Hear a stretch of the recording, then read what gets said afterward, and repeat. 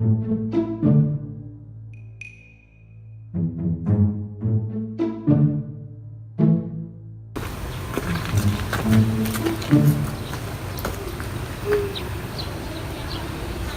หักจะเป็นหยังได้เศร้ามาคือว่าเห็ดหนาสีบูดๆเป็นหยังบอกข่อยแหน่ยาเข้าคุกกันมาโดนมูคนจุดแต่งหน้าเดี๋ยวไม่หลับโดนมาได้ที่หักจริงพอมีมกโอ้ยที่หักเขาขอเวลาอีกหน่อยนึงเลยบอกสิไปเอาเงินมาแต่ทางใดแล้วไผจะเอาเงินให้เฮาที่หักเขาขอเวลาอีกเลยบอแล้วเขาจะไปร่วมกับพ่อแม่เขาสัญญาจะให้ทุกอย่างให้ดีที่สุดสำหรับเราสองคน โดยที่หักแห่กระถาโดนเด้อ 2 hours later.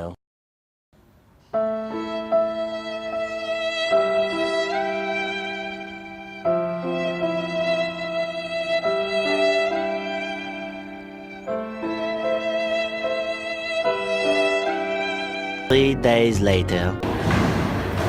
เอ้าไม่แผ่วะคือเสี่ยววะ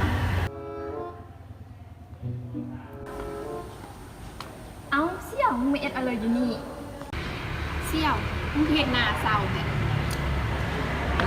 กูใจร้ายเรืองนะเซียว อุกใจเหลืองตึง กูสาวกูน่ะบอกให้กูไปขอจักจะไปเอาเงินมาได้เสือกูยังบ่มีเงินเราก็จัดกูให้กูมาเนี่ยพ่อแม่เราก็ยังกูไปขอไว้ อ้าวมึงสิไปอุกใจเฮ็ดเตอเดี๋ยวนี้นะธนาคารอำนวยแบงค์นะเขาปล่อยสินเชื่อเพื่อการแต่งโด่งแล้วมึงยังบอกมึงบอก อ้าวว่าแท้ กระเทตอนกูบอกกูแต่งกูหามันก็เฮ็ดจังซี่แหละมันก็ไปกู้ธนาคารนี่แหละมาแต่งเอากูหาเทสิได้เดียวบอก แม่นแล้วเดี๋ยวนี้ทางอำนวยแบงก์ของพวกเรามีการให้สินเชื่อกับการแต่งดอง อัตราดอกเบี้ยต่ำเพียงแต่ 2% ต่อปี จ่ายง่าย สามารถจ่ายผ่อนตามที่ท่านต้องการได้ เพียงแต่มีใบเงินเดือนและบัตรประจำตัวท่านก็สามารถกู้ในวงเงินที่สูงสุด 50 ล้านกีบ ต่อไปนี้ปัญหาเรื่องการแต่งดองสำหรับผู้บ่าวสาวที่อยากสานครอบครัวใหม่จะบ่เป็นเรื่องยากอีกต่อไปเพียงแต่ทานมั่นใจเฮา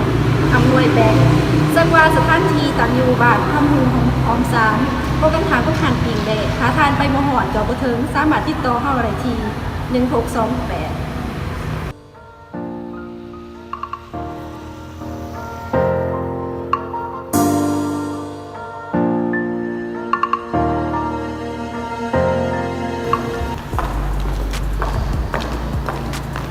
บงไว้ทันใจทันสมัยมั่นใจอำนวยแบงค์